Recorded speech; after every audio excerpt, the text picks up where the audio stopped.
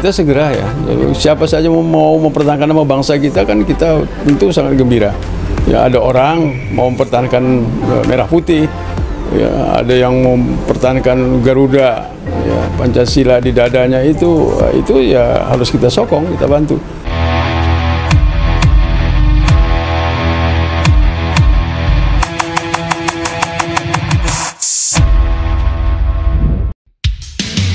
Di tengah pembantaian oleh AC Milan, pemain timnas Indonesia Jay Idzes tetap dianggap tidak tampil jelek oleh sejumlah media Italia. Venezia mengalami kekalahan telak dari AC Milan. Pada pekan keempat Liga Italia, Sabtu di San Siro, Ai Lagunari takluk 0-4. Tidak tanggung-tanggung, perlawanan Venezia sudah tamat dalam setengah jam pertama. AC Milan mencetak seluruh gol mereka dalam selang waktu tersebut. Bek timnas Indonesia, Jay Idzes, tampil penuh dalam pertandingan tersebut. Dengan dibantai 0-4 oleh AC Milan, wajar jika kemudian para pemain Venezia divonis mendapatkan rapor merah oleh media-media Italia. Namun, Jay Idzes selamat dari gelontoran vonis rapor merah itu. Bang Jay dianggap sebagai satu-satunya pemain Venezia yang tidak kolaps saat melawan AC Milan. Pemain yang sudah mengoleksi 5 caps dan 1 gol untuk timnas Indonesia itu dipandang tidak bersalah terhadap seluruh gol yang diderita Venezia.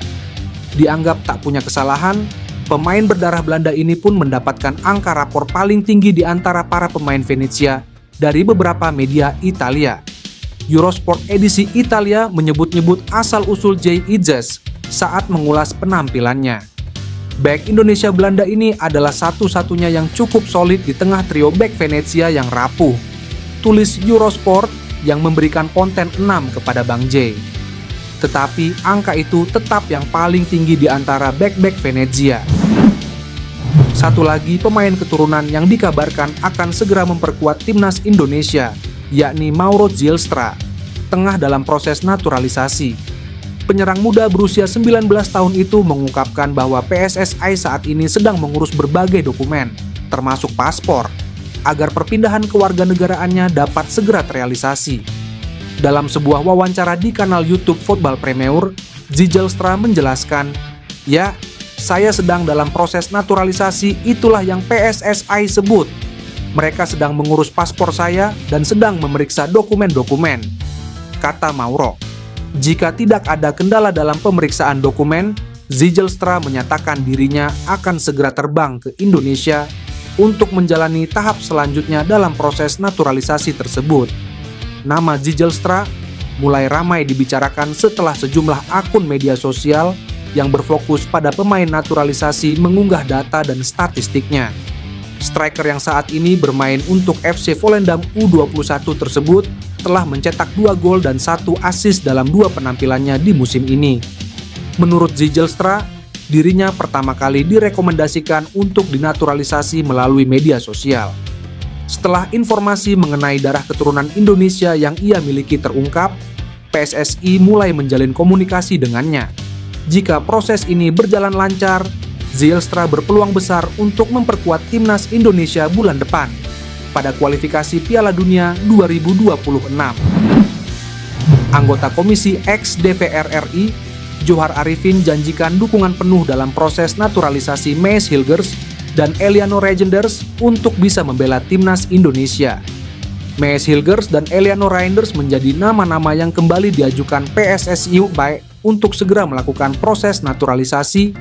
Keduanya diketahui telah bertemu dengan Ketua Umum PSSI, Erick Thohir, dan proses naturalisasi mereka pun sudah diberikan kepada Menpora, Dito Aryo Tejo.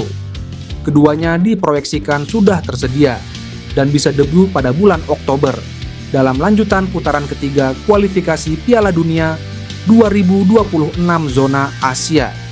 Timnas Indonesia akan melakoni 2 laga tandang beruntun untuk menghadapi Bahrain dan Cina. Kendati begitu, kabar terkini terkait proses naturalisasi kedua pemain itu dikabarkan akan memasuki tahap pembahasan di sidang Komisi X DPR RI. Wakil Ketua Komisi X DPR RI, Hetifah Sjaifuddin bersama Menpora Dito Aryo Tejo sempat menerangkan terkait jadwal sidang terkait proses naturalisasi tersebut.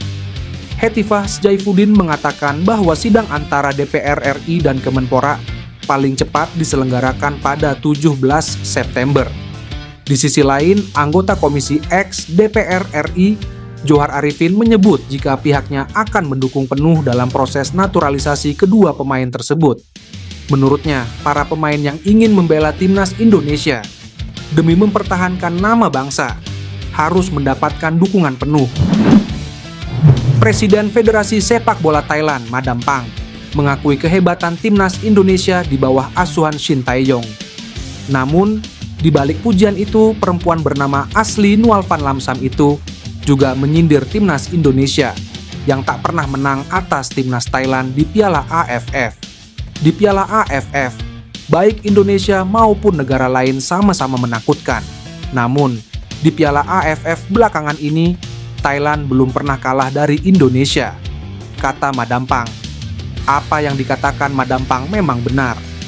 Timnas Indonesia selalu kalah dari Thailand di Piala AFF. Sejauh ini, timnas Indonesia dicap sebagai spesialis runner-up. Sepanjang sejarah main di Piala AFF, sudah 6 kali timnas Indonesia finish di posisi kedua.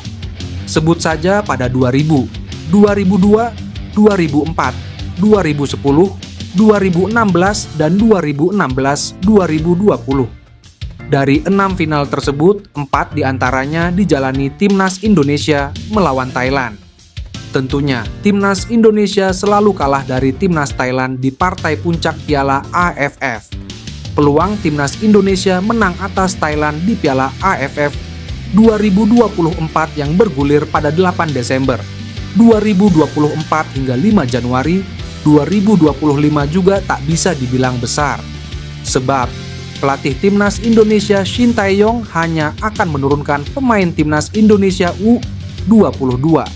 Shin Tae-yong sengaja tidak menurunkan skuad seniornya agar Witan Sulaiman dan kawan-kawan fokus membela timnas Indonesia di babak ketiga kualifikasi Piala Dunia 2026 zona Asia. Pascal Struijk, bek tengah yang saat ini bermain untuk Leeds United di Premier League, baru-baru ini menjadi perbincangan hangat di dunia sepak bola Indonesia. Spekulasi mengenai kemungkinan naturalisasi Struijk untuk memperkuat timnas Indonesia kembali mencuat. Isu ini tentunya menarik perhatian banyak penggemar sepak bola di Indonesia, yang berharap kedatangan pemain berkualitas seperti Struijk dapat meningkatkan performa timnas. Pascal Struijk telah menunjukkan performa solid di Liga Inggris. Bek berusia 25 tahun ini dikenal karena kemampuannya dalam bertahan dan membangun serangan dari lini belakang. Dengan pengalamannya bermain di kompetisi Eropa, Struijk dianggap bisa membawa dampak positif bagi timnas Indonesia.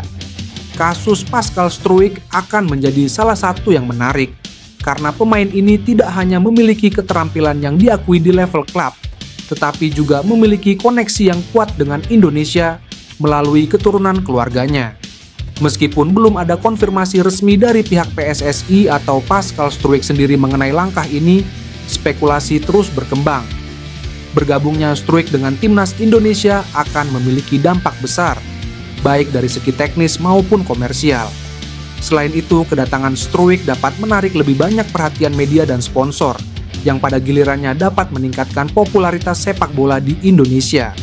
Jika Struijk resmi bergabung, hal ini akan menjadi berita besar bagi penggemar sepak bola di Indonesia dan bisa menjadi langkah penting dalam perkembangan sepak bola nasional. Ada kabar baik bagi timnas Indonesia, sebab salah satu media Belanda Voetbal Premier memberi informasi yang menggemparkan. Mereka berkata bahwa proses naturalisasi pemain keturunan Indonesia selain Mauro Zijlstra, sudah ada satu nama lagi yang tengah diproses. Dia adalah Jairo Riedewald, pemain gelandang klub Royal Antwerp di Liga Belgia. Jika benar Jairo akan dinaturalisasi, tentunya tim Shin Tae-yong akan kedapatan amunisi tambahan jelang laga tandang di kualifikasi Piala Dunia 2026 zona Asia melawan Bahrain dan Cina. Jairo merupakan pemain gelandang. Dia mungkin bisa dipasangkan dengan Tom Hei, jikalau pemain Royal Antwerp ini sudah resmi mengantongi status WNI. Jairo Riedewald merupakan salah satu pemain selain Mauro Zijlstra yang sedang diproses. PSSI sedang mengusahakannya, dan Jairo semakin positif dengan hal itu, Saya yakin Jairo bisa menjadi pemain Indonesia, ujar host Football Premier. Sementara itu, kode terkait naturalisasi Jairo juga memang sudah ada dari beberapa minggu yang lalu, seperti di dalam bio Instagram pribadinya dengan emotikon bendera Indonesia. Selain itu, ia juga pernah memberikan informasi saat ditanyai oleh fans tentang naturalisasinya. Jairo berkata, "Hanya tinggal menunggu waktu saja. Patut dinantikan bagaimana dan kapan Jairo Ridwal dan Mauro Zijlstra akan datang ke tanah air untuk menemui Ketum PSSI Erick Thohir dan bersalaman untuk proses naturalisasi."